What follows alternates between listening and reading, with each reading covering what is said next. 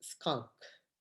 This is the work we proposed in the SCCon 2022. With Skunk, we proposing blockchain and zero trust security enable federated learning platform. We mainly target for the 5G 6G network sliced environment. These are the authors of this work. I am Eranga Bandara. First of all, I give a bit introduction about me.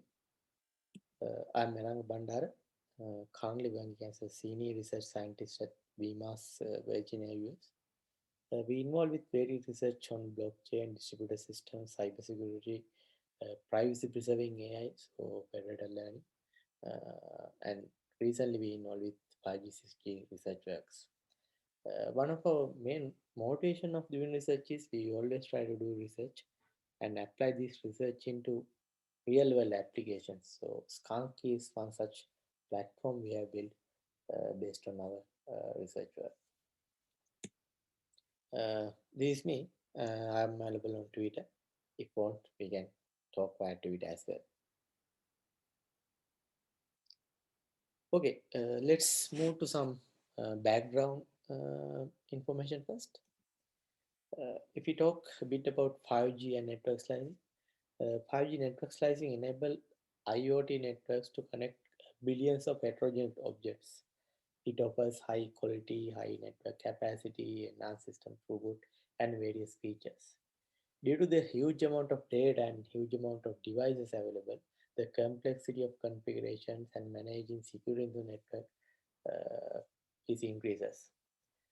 So there are some major challenges to be addressed in the 5G 6G network slice environment.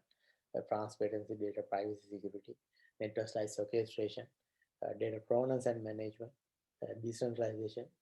So these are the main concerns we need to address in the 5G network slice environment. Blockchain technology have potential to cater these requirements in the 5G 6G network slicing environment. However, integrating existing blockchain system into 5G enabled IoT applications, so quite hard. So there are certain limitation on existing blockchains. For example, they don't support high transaction throughput, not scalable, not doesn't support real-time transaction processing, doesn't support sharding-based architectures. Uh, so these are the major concerns when adapting existing blockchain frameworks into the 5G 16 network slice environment. One of our main motivation of this research is we trying to address these issues on existing blockchain and proposed a novel blockchain system to cater the requirements in the 5G 6G network sliced environment. If we talk a bit about the federated learning, this is how federated learning works, as you already know. It's a distributed machine learning system which designed to address the privacy issues of the centralized machine learning systems. Uh, the main concern of the machine learning actually when in the federated learning on the machine learning is the privacy and provenance of the ML model is really important because it directly impact of the lives of the various people's lives. So that's the thing. One of the major concern of the existing federated learning system is most of the existing federated learning systems deal with centralized coordinator uh, based model. That means all the coordination, all the aggregations happen in the centralized space, which is quite vulnerable to attacks and privacy breaches. Another thing is they most of the time they doesn't provide some standard transparency and provenance uh, to record the models and record the events happen in the machine learning process and all that. Okay, with this research we mainly address two major areas. So mainly in the blockchain environment as well as federated learning. These are the major contributions. We have designed a novel blockchain system to meet the requirements of the 5G enabled IoT in network slice environment. Other major the thing is we propose blockchain enabled coordinatorless federated learning system which can operate in 5G 16 network slice environment. We mainly trying to address the issues on centralized coordinator based machine learning, a federated learning system. Uh, Sharding-based blockchain architecture has been adapted to so where we can deploy our blockchain system in network sliced environment. So that's it. The other major thing is data provenance of the machine learning. Uh, we have proposed novel mechanism to achieve the data provenance of the machine learning models by using model cards. So Google's model cards is a Google's machine learning framework. So we have used model cards to record data provenance information of the machine learning in federated learning process. In here, the model parameter sharing, model training, averaging functions implemented in the blockchain smart contract. Other main thing is zero trust security based communication rule engine we have incorporated into this system. In here, that in blockchain operates on a cross-shard environment. So all the communication rules of the peers be encoded into zero trust security based policies. In here, as a use case of this platform, we have developed an application to detect network attacks in network sliced environment by using uh, this federated learning, blockchain-enabled federated learning platform. Okay, next the architecture. This is the high-level functionality of the system. So as I mentioned, so uh, it the 5G network slicing. So if I talk a bit about the slicing, so slice is a kind of a virtual network uh, environment. So that's the thing. So there's a only one physical uh, network, but on top of that physical, so we added some virtualization. That means in slice is a independent. It has an independent 5G network. It has its dedicated 5G core and maybe base station. So different devices can independently connected to the slice and work independent. So based on the communication requirements, so they can choose which level of what type of 5G network slice they require. For example, drones can connect to one slice, or maybe connected vehicles can connect to another slice, and several cameras can connect to another slice. So that's the idea. Each 5G slice has their own 5G core. Basically, some core component of the 5G core exists in the each 5G slice. In here, our idea of the proposed blockchain system is, so we designed this blockchain, the concept called sharding in here. So we divided blockchain into independent parts. So we call it chart. So this chart can be deployed independently on top of this network slice. So that's the idea. So this in that case, so they don't need to worry about other shards even though it's on the same blockchain network. So they can work independently without worrying about the other shards. So that's the main concept of sharding. So it's an independent blockchain network. So in here that for the if I talk a bit about the consensus of the blockchain, so this shard can reach to independently reach to the consensus. In that case, for the local consensus, we call it in the inter uh, in shard consensus, we are in fact it as a local consensus. We have used Apache Kafka based consensus in the local shard. So based on the requirements, so the shards can communicate with each other and reach into the global consensus. We have implemented our consensus model by using raft consensus algorithm to reach the global consensus among the shards. So that's the idea. That's the basic idea of the slicing and how we incorporate blockchain in the sliced environment by using sharding. If I go deep into the architecture of the proposed system, so we build this system as a, we design this system as a layered system. So there are five main layers in the system: blockchain storage layer, smart contract layer, federated machine learning layer, option storage layer, 5G core service layer. Blockchain storage layer, all the data in the blockchain stored in this storage. So normally blockchains involved with multiple peers, all the peers uh, identifications. So and I have mentioned that previously data provenance informations of the machine learning process, which encoded into model cards stored in blockchain storage layer. Smart contract layer, all the functionalities of this system implemented as a smart contract.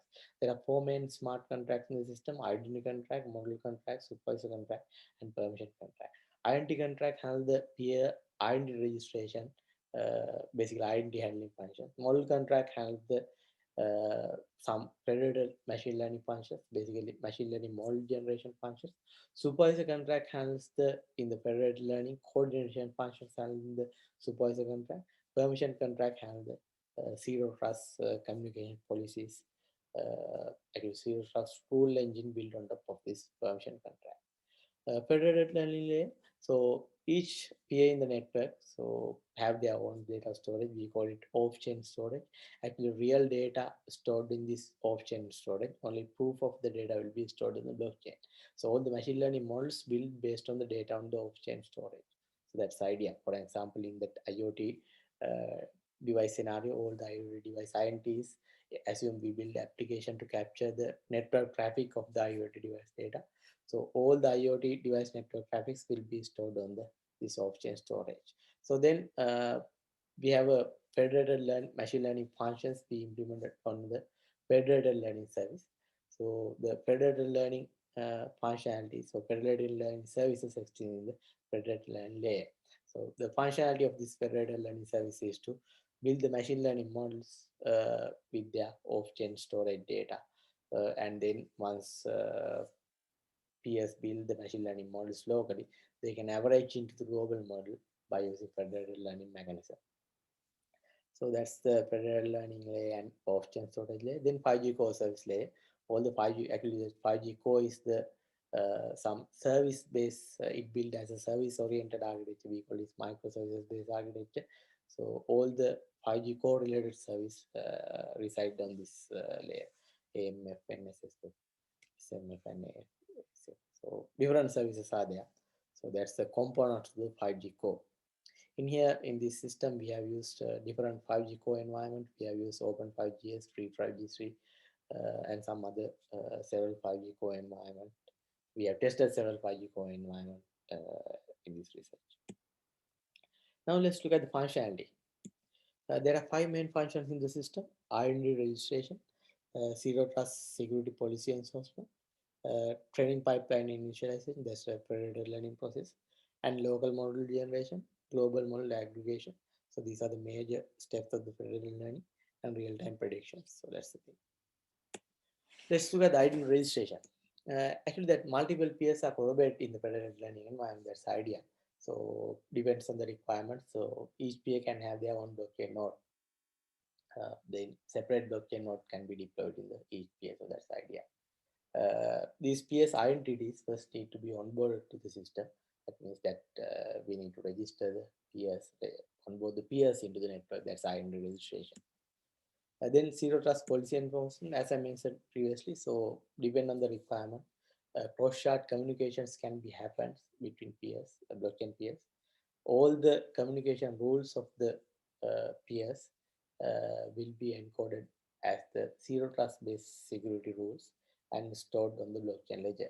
When communication, cross-shard communication between peers happens, these policies will be the communication policies of these peers will be verified against the rules in the rule engine using zero trust security architecture.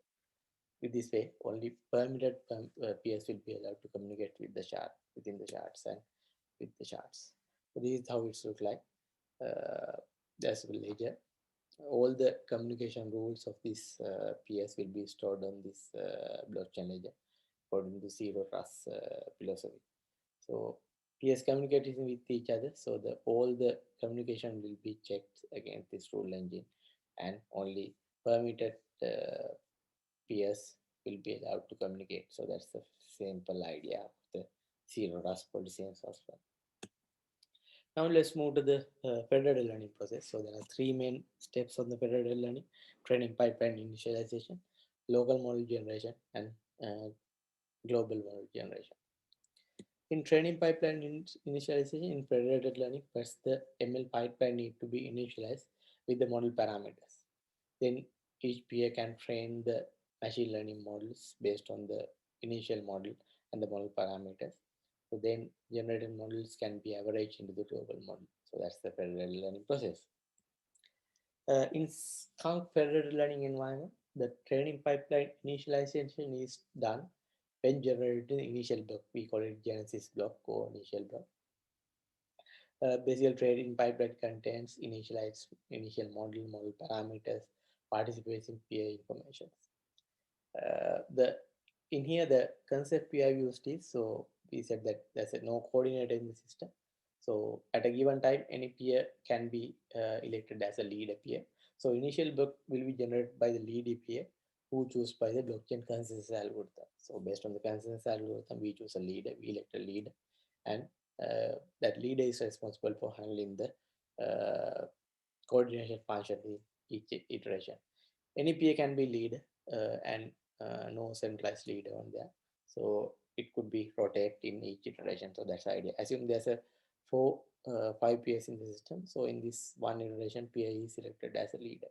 In that case, PA generate that EPA generate the initial block with the model parameters. We call it Genesis model. So then publish the generated block into the ledger. So initial block. So that's the thing. So that's the way to initialize the training pipeline.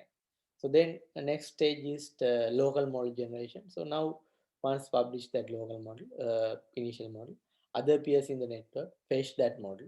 So get the Genesis block with the ledger and identify the model parameters and the initial model. So then they have their own off-chain storage. So based on this, the data on the off-chain storage, they generate the local model. So then I have mentioned previously, we have employed some model card based technology to record the data provenance of this machine learning. So then we generate a model card. So with the machine learning parameters, training process and all that, and encode it into model card and saved. So that's the idea. So then once generated model card, so generated model card will be published into the this ledger. So it has a reference to the local model generated by the PM. So that's the thing. So that's how training pipeline initialization and uh, local model generation happens. So I have discussed this the local model generation.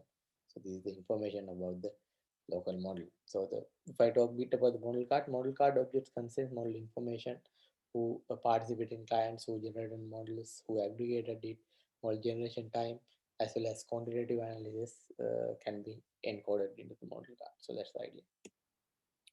So this is the previous thing. Now the global model aggregation. So once every PA generated the local model, global model can be averaged. Actually, local models can be aggregated and generate the global model. So we call it model averaging. The log generated PA will lead a PA. Once all the PAs generated the local models, lead a PA will take that model and average that models into the averaging algorithm. For example, scholastic gradient descent algorithms can be used. The once generated the global model, similar to the local models, it encode that global model into the model card and distribute to the other peers. So that's the idea. So this is how it works. Once every peer generated the local model, that all the transaction related to this local model generations are stored in the ledger. So then fetch the transaction. So the transactions has a reference to the model card. Model card contains all the local model information. So then take the local models generated by the each peer and average them into the global model. So then global model generated. This global model will be represented or encoded with the model card object.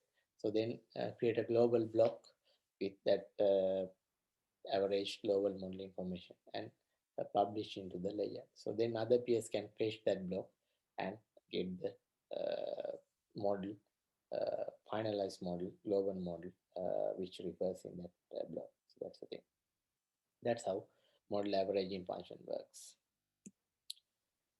I talk a bit about model card. So the model card is a framework proposed by the Google's TensorFlow Model Card Toolkit. It's a data provenance framework for machine learning models. So model card objects can define various metadata or provenance information related to the model. For example, We can represent participating client who generated models, who aggregated it, model generated times, quantitative analysis. Different data can be encoded into the model card objects.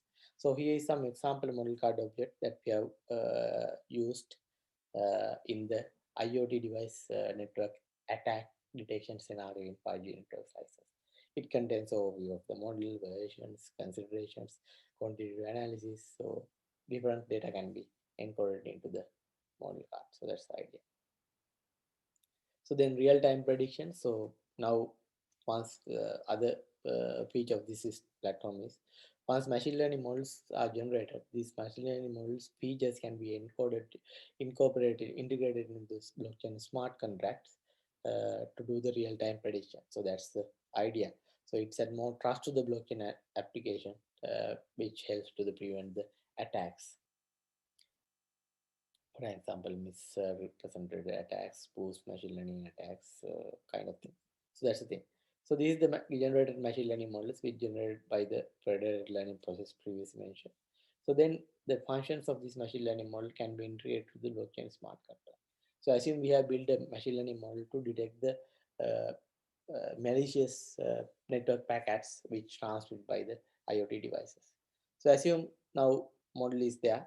So it in model functionality is integrated in the smart contract. Assume now real-time network traffic comes from the network devices. In here we using stream-based mechanism in here. So we stream all the data to the Kafka. So then we fetch those information to the blockchain.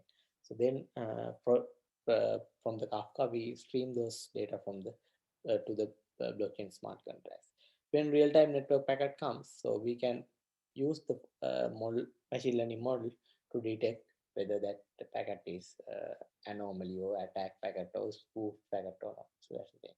If anomaly packet or attack packet identifies, so we can simply use notification service to notify, analytic storage to store them, so and do various precautions.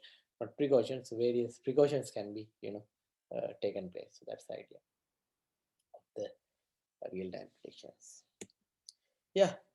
So finally, so let's talk a bit about the implementation of this system. We have built some real world implementation of this system. We build this system as a microservices based architecture. That means there's a multiple peers in the blockchain. Each peer's functionality implemented as a independent services. For example, we have a storage service too, which is the off-chain storage service. We store the data. Federated machine learning service to do the machine learning functions. We have a Kafka-based consensus handling. So we have a separate 5G core layer. So we choose open 5Gs and free 5G. That's the idea. So this is the high level architecture of this system. If I talk more details, so we build this platform on top of the blockchain called Rahasa. So in here, Rahasa blockchain is a highly scalable blockchain system. We developed. It's another research that we have been working with in the blockchain ecosystem. So main idea of Rahasa is it's a scalable blockchain system which is mainly targeted for enterprise applications. So we extend this Rahasa blockchain with support to the 5G, 6G network slides environment.